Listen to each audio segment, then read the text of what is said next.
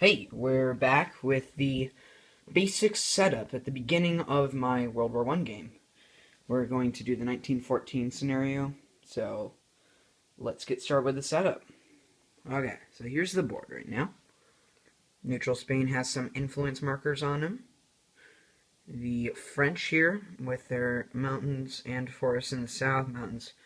And then you got an army here, a British supporting army, and then you see these army token things?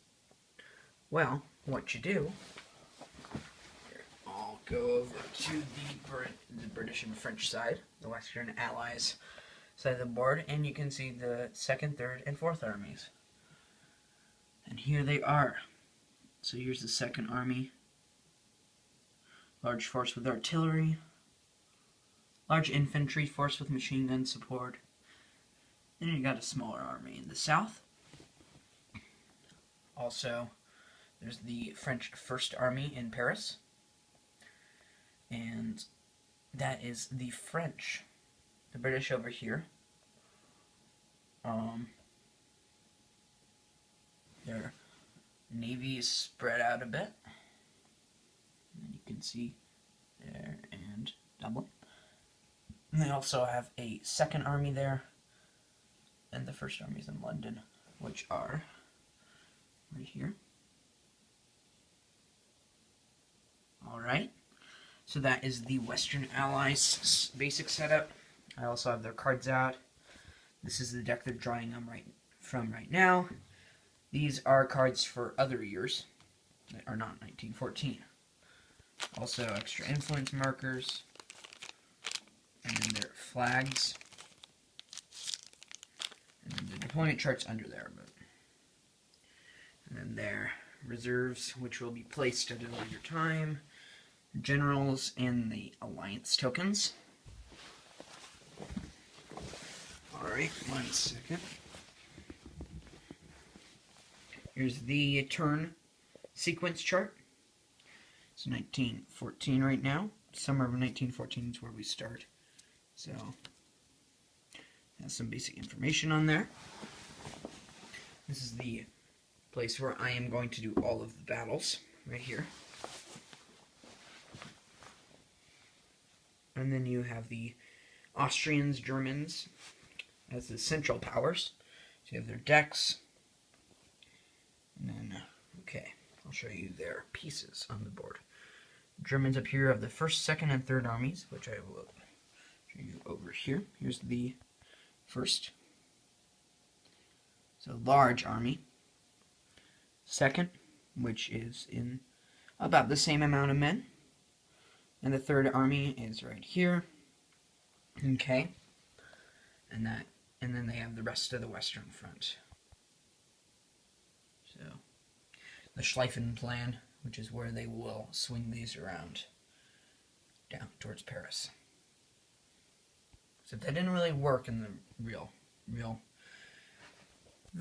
world, because the British reacted fast enough to do the Battle of Frontiers along with the French, and the Battle of the Marne protected Paris in the south.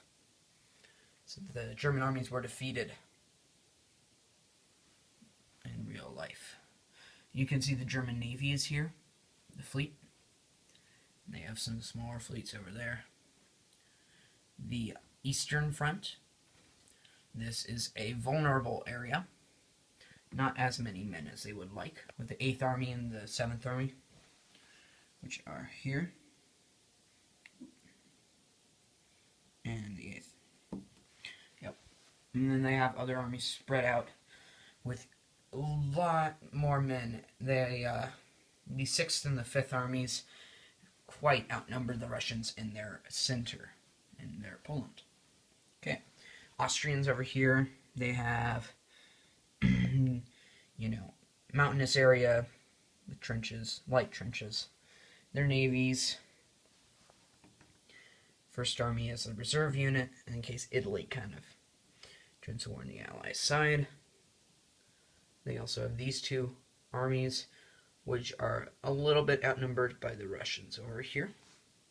And then they have their armies who are prepared to invade Serbia, which is really what the war is all about, after all.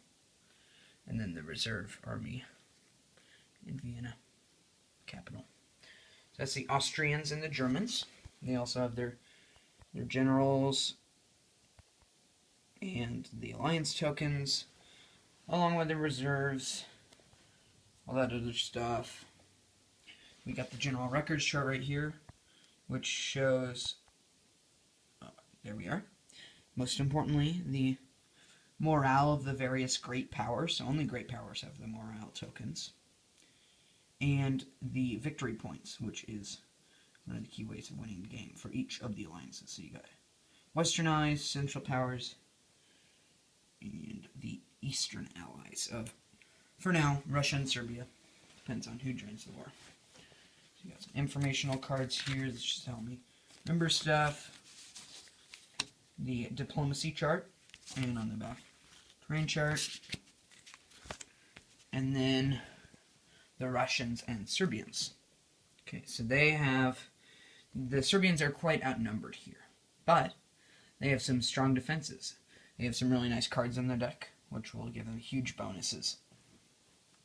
And they have mountains here, a few trenches, and their units are really good. So just like the real war, they will hold out, hopefully, for a little longer than Austria expects.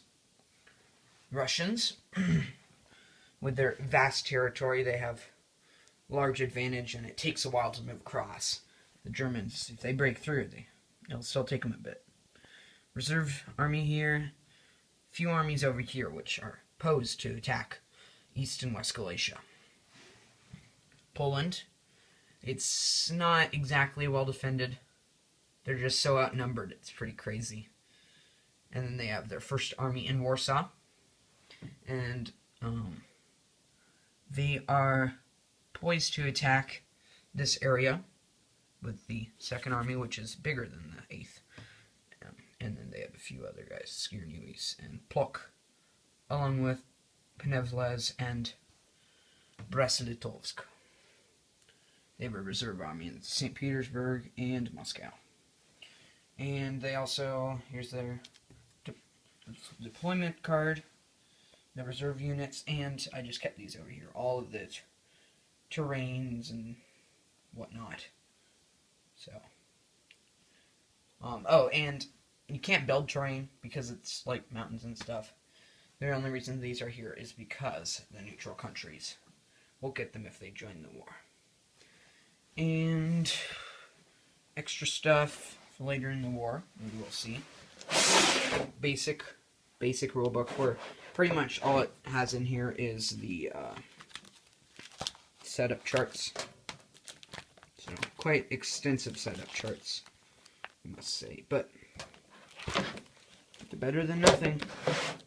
Anyway, hope to see you again in the next video, which will be the summary of the summer of 1914. See you next time. Have a good day.